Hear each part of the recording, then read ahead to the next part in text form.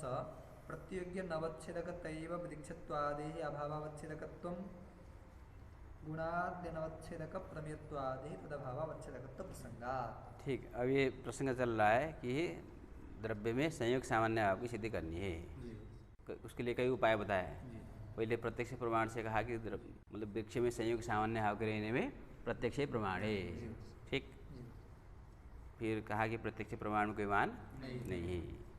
फिर अनुमान का उपास्थापन किया। तो इनकी दो पद्धति, एक सामान्य व्याप्ति पहले, फिर बाद में विशेष व्याप्ति, दोनों का प्रदर्शन किया। दोनों व्याप्तियों में दोष दिया। ठीक, उपाधि का प्रदर्शन किया, उपाधि की दूषकता की भी चर्चा हो गई। अपूर्व पक्षी फिर अन्य उपाय से, अन्य अनुमान से, अनुमान प्रमाण से ही भिन्न प्रकार से द्रव्य में संयोग सामान्य भाव की सिद्धि का प्रयास करता है। ठीक, तो न च वही पूर्व पक्षी न च प्रत्योग्य नवच्छेदकतैव विदिक्षत्वादेः अभावावच्छेदकत्वं। हाँ, प्रत्योग्य नवच्छेदकतैव वृक्षत्वादे अभावावच्छेदकत्वम इति न, यहीं पर न च का अन्वय कर देना है। प्रतियोगी का अनवच्छेदक होने के कारण वृक्षत्व जो है अभाव का अवच्छेदक हो जाएगा, है ना। यो यद धर्म से अनवच्छेदक स तदभावावच्छेदक, ऐसी व्याप्ति बनानी है ना। यह यद धर्म से अनवच्छेदक तदभावावच्छेदक। जैसे मान लीजिए भूतल है ना, भूतल में घट नहीं है तो घटाभावत भूतल हुआ, घटाभावत भूतल हो गया।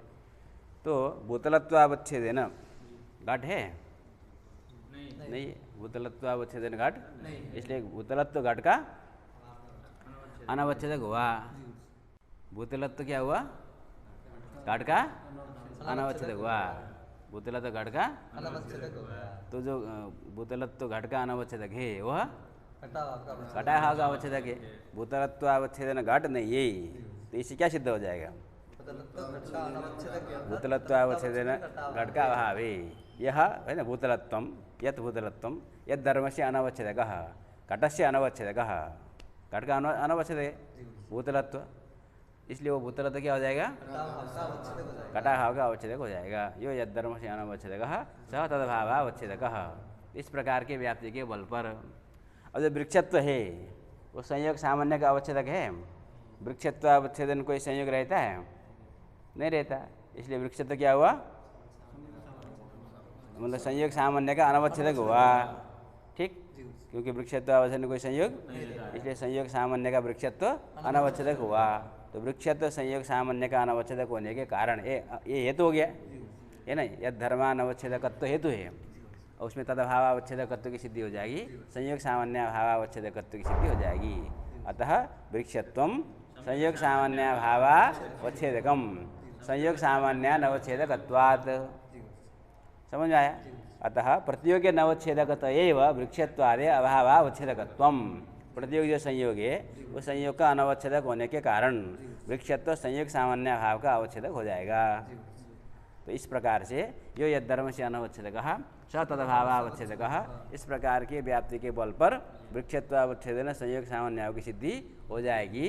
इति न गुणाद्य नवच्छेदक प्रमेयत्वादे तदभावावच्छेदकत्व प्रसंगात्। गुणाद्य नवच्छेदक प्रमेयत्वादे तदभावावच्छेदकत्व प्रसंगात। इस व्याप्ति में व्यभिचार है। ये जो व्याप्ति हो, आपने जो व्याप्ति का उपस्थापन किया, यो यद धर्म से अनवच्छेदक मतलब यत्र यत्र यद धर्मानवच्छेदकत्वम तत्र तत्र तदभावावच्छेदकत्वम, इस प्रकार के जो व्याप्ति है वो व्यभिचरित है, उसमें व्यभिचार है। तो व्यभिचार कब होगा? हेतु रहेगा, असाध्य नहीं होगा, वही ना व्यभिचार है। साध्य भाव के अधिकरण में हेतु का रहना। तो इन्होंने व्यभिचार दिखाया कहाँ पर? प्रमेयत्व में। प्रमेयत्व गुण का अनवच्छेदक है, अर्थात प्रमेयत्वावच्छेदन गुण रहता है? प्रमेयत्वावच्छेदन गुण, गुण तो द्रव्य में रहेगा, द्रव्यत्वावच्छेदन कह सकते हैं। प्रमेयत्वावच्छेदन गुण, तो प्रमेयत्व क्या है? गुण का अनवच्छेदक है, गुण सामान्य का अनवच्छेदक है। तो यह धर्मानवच्छेदक तो आ गया कि नहीं आ गया? तो उसमें क्या सिद्ध होना चाहिए? तदभावावच्छेदकत्व, गुणाभावा गुण सामान्य भावावच्छेदकत्व की सिद्धि होनी चाहिए प्रमेयत्व में। और प्रमेयत्वावच्छेदन गुण सामान्य भाव भी नहीं रहता, प्रमेयत्व गुण सामान्य भाव का भी अवच्छेदक नहीं है। यदि इस व्याप्ति को स्वीकार कर लिया जाए तो प्रमेयत्व गुण सामान्य का अनवच्छेदक होने के कारण गुण सामान्य भाव का अवच्छेदक होने लगेगा, जो कि इष्ट नहीं है। अतः उस वहाँ पर हेतु है ना, ये धर्मानवच्छेदकत्व गुणानवच्छेदकत्व हेतु है कहाँ, प्रथमयत्व में किंतु वहाँ तदभावावच्छेदकत्व साध्य नहीं। अतः ये जो हेतु है वो हेतु व्यभिचलित हो गया।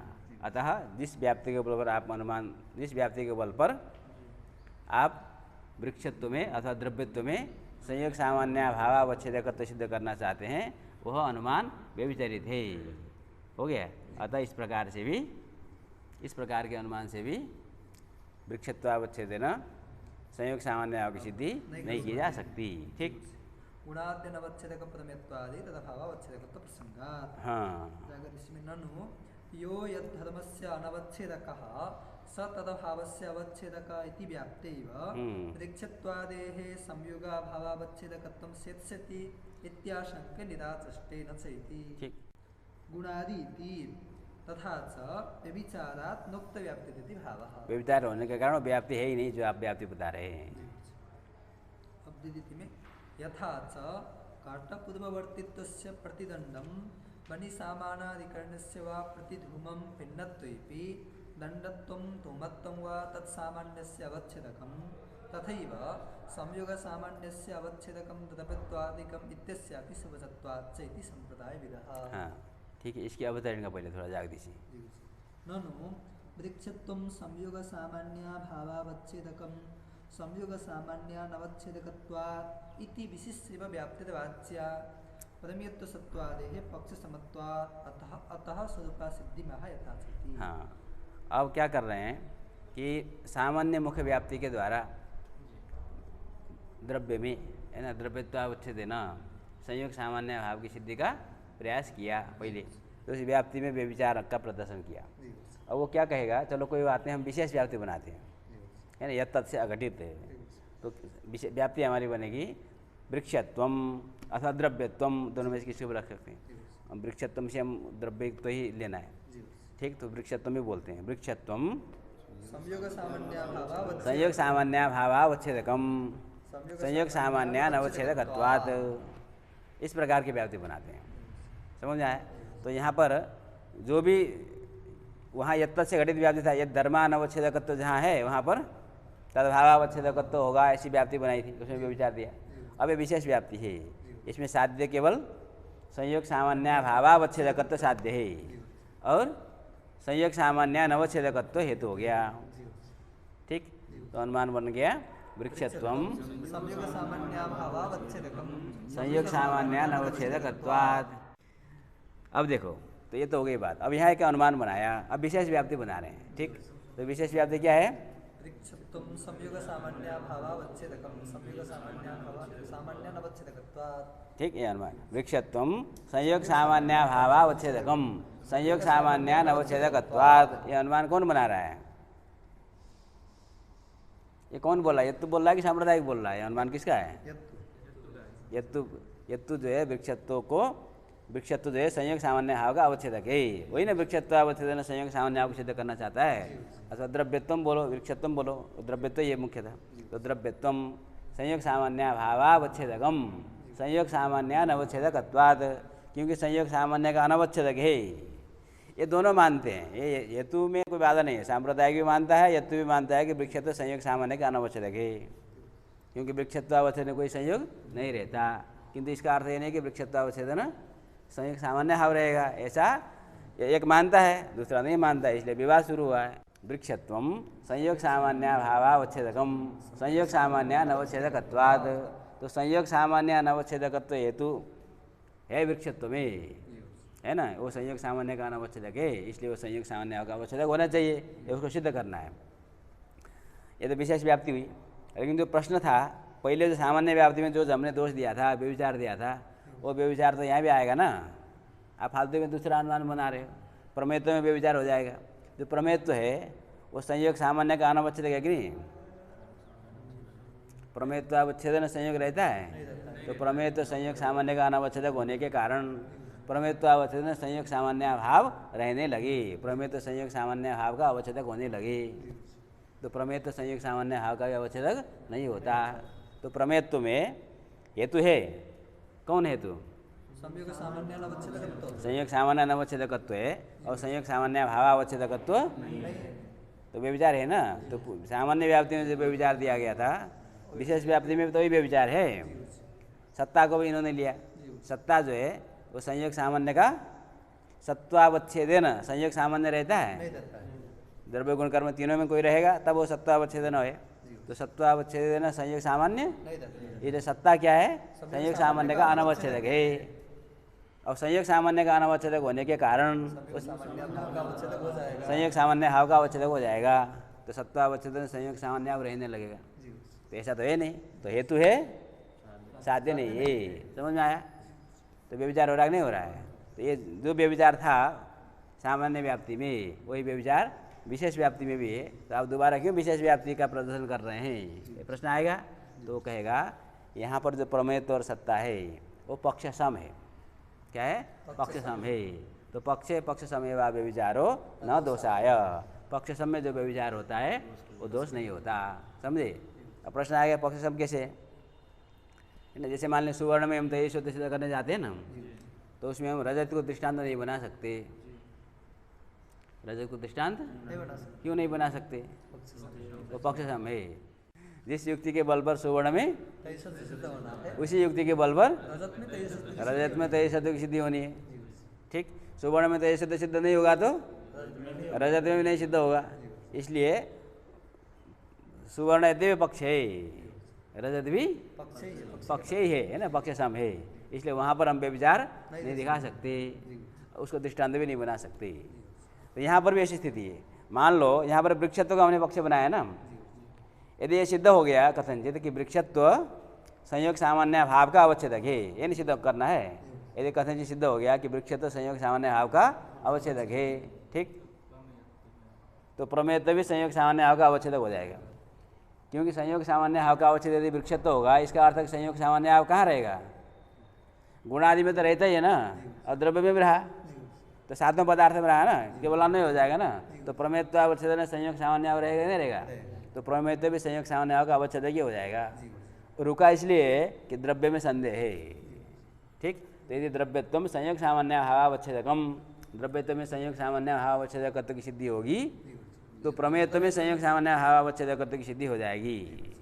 जब तक वृक्षत्व में सिद्ध नहीं है तब तक प्रमेयत्व में भी सिद्ध नहीं है। इसलिए वो पक्ष सम है, वहाँ पर व्यभिचार का प्रदर्शन नहीं किया जा सकता। सत्ता भी यही है।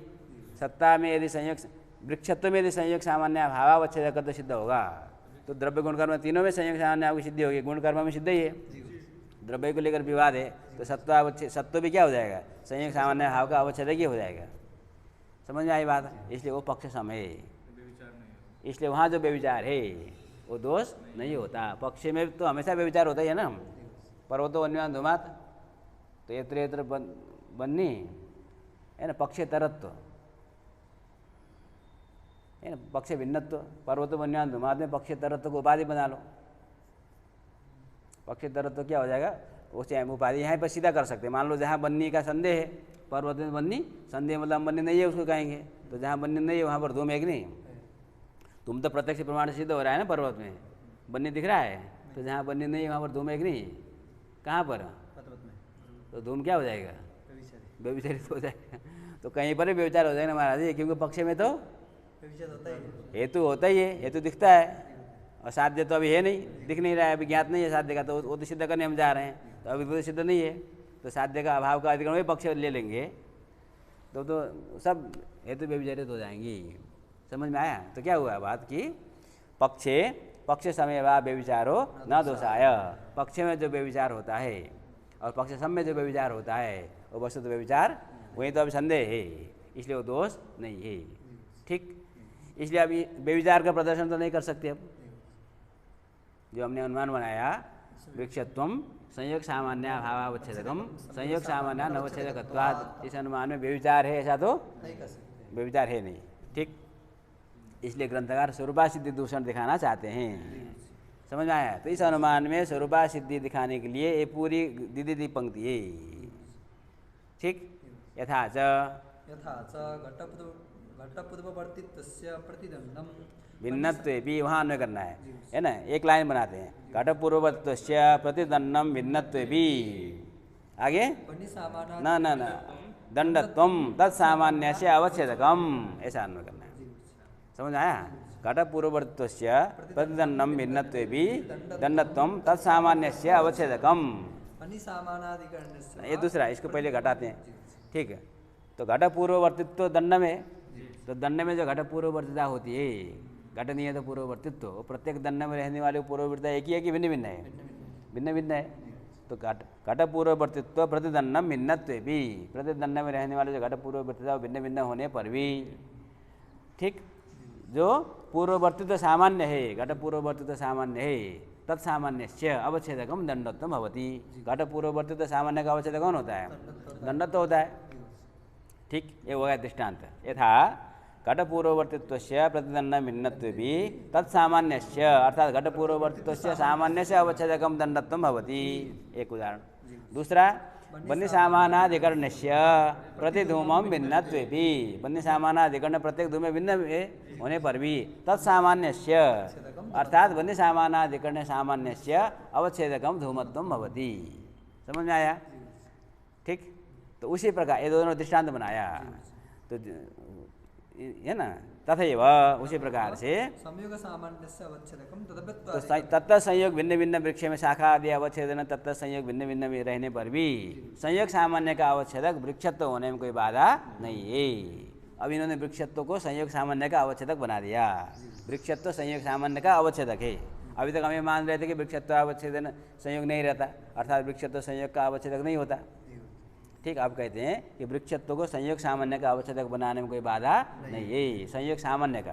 क्यों? तत्त अवयवावच्छेदन तत्त संयोग के रहने पर भी संयोग सामान्य से अवच्छेदकम वृक्षत्वम इत्यस्य शुभचत्वात् इति संप्रदाय विदः, ये संप्रदाय सांप्रदायिकों का कहना है। बात समझ में आया? तो इसका अर्थ क्या हुआ? वृक्षत्व के इन्होंने संयोग सामान्य का अवच्छेदक मान लिया, तो जो अनुमान बनाया था वृक्षत्वम संयोग सामान्य भावावच्छेदकम संयोग सामान्य नवच्छेदकत्वाद, अब हेतु ही चला गया। संयोग वृक्षत्व तो संयोग सामान्य का ही अवच्छेदक हुआ, संयोग सामान्य का अनवच्छेदक नहीं हुआ, तो हेतु पक्ष में जाएगा ही नहीं, तो स्वरूपा सिद्धि हो जाएगी। तो इस अनुमान में स्वरूपा सिद्धि दूषण है। तो तारिस अनुमान के बल पर वृक्षत्व में संयोग सामान्य भावावच्छेदकत्व की सिद्धि नहीं कर सकते। ठीक, यथार्थ घटप्रवृत्तस्य प्रतिदंडम बनी सामानाधिकरणस्य वा प्रतिधूमं भिन्नत्वेपि दंडत्वं धूमत्वं तत्सामान्यस्य अवच्छेदकं तथैव संयोग सामान्यस्य अवच्छेदकं तदपित्वादिकम् इत्यस्यपि शुभचत्वाच्च इति संप्रदायविदः। ठीक, हाँ, अब इसी की व्याख्या करेंगे जगदीश। दो उदाहरण दिया है ना, क्यों दिया है? स्वरूपा सिद्धिमः यथा च इति, हाँ, प्रतिदंडम इति भिन्नत्वेपि इति पदेन अन्वयः। ठीक, हमने कर लिया प्रतिदंडम भिन्नत्वेपि।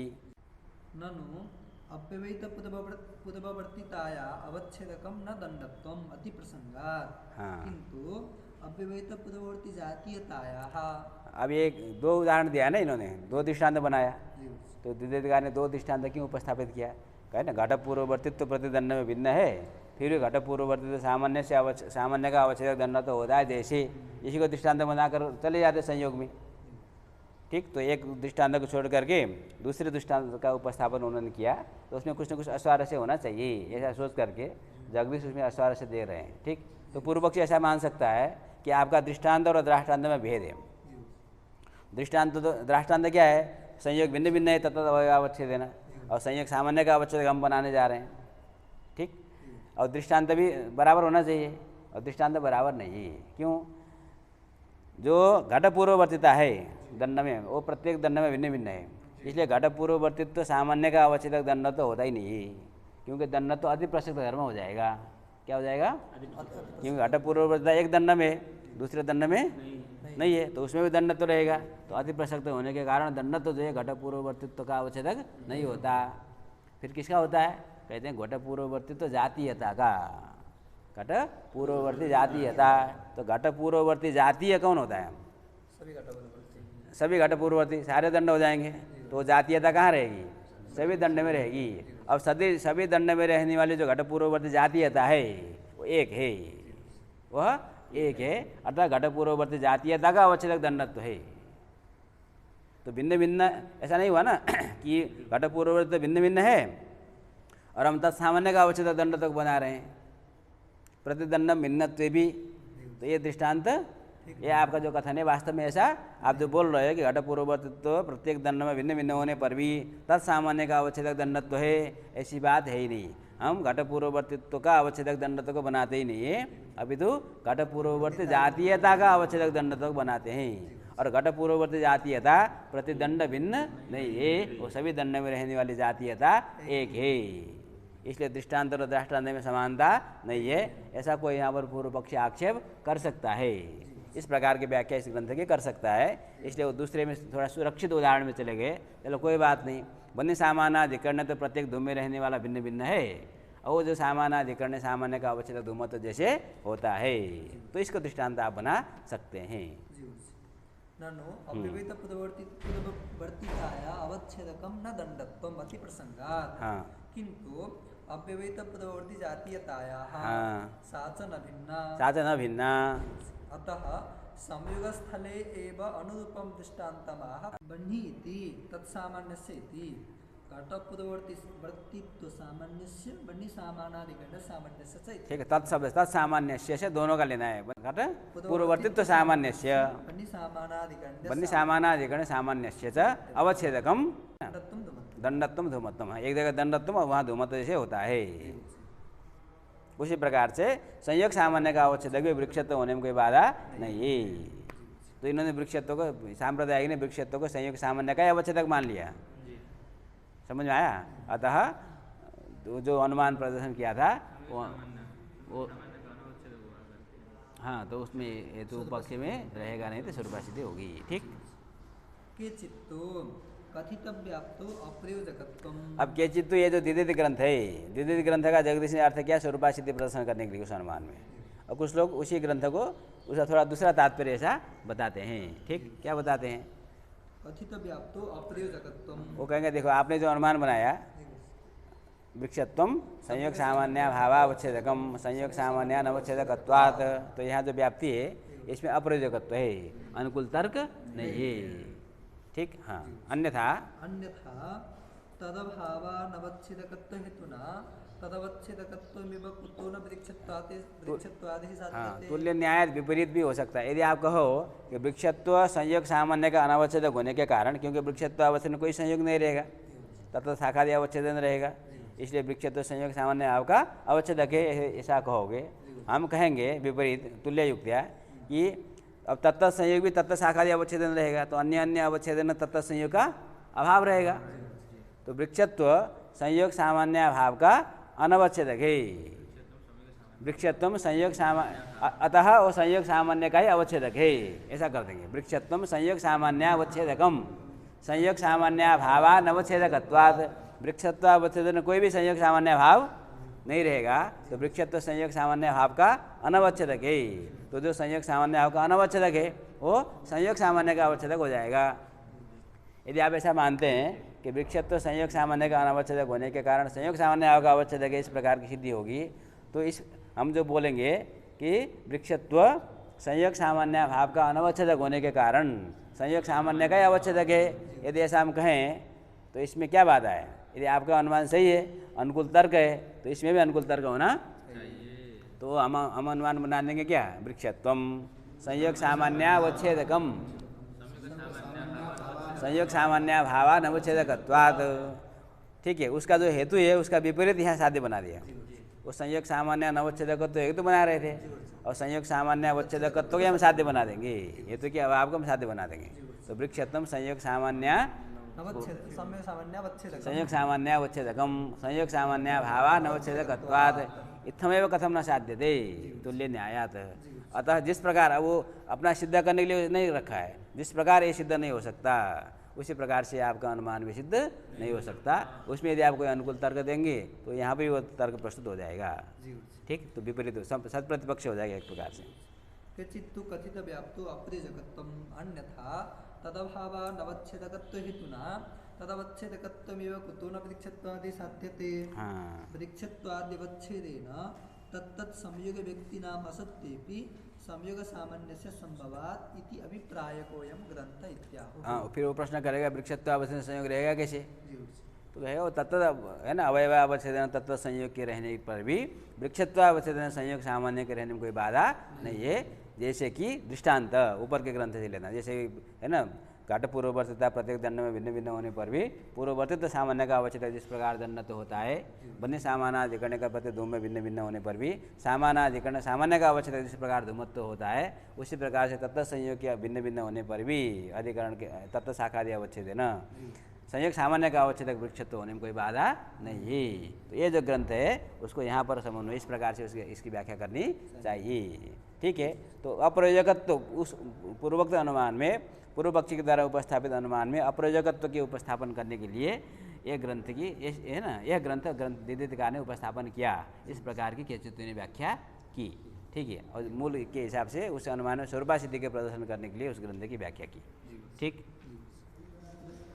नवीनास्तु उत्पत्ति का, हाँ, अब नवीनास्तु कल। ओम पूर्णमदः पूर्णमिदं पूर्णात्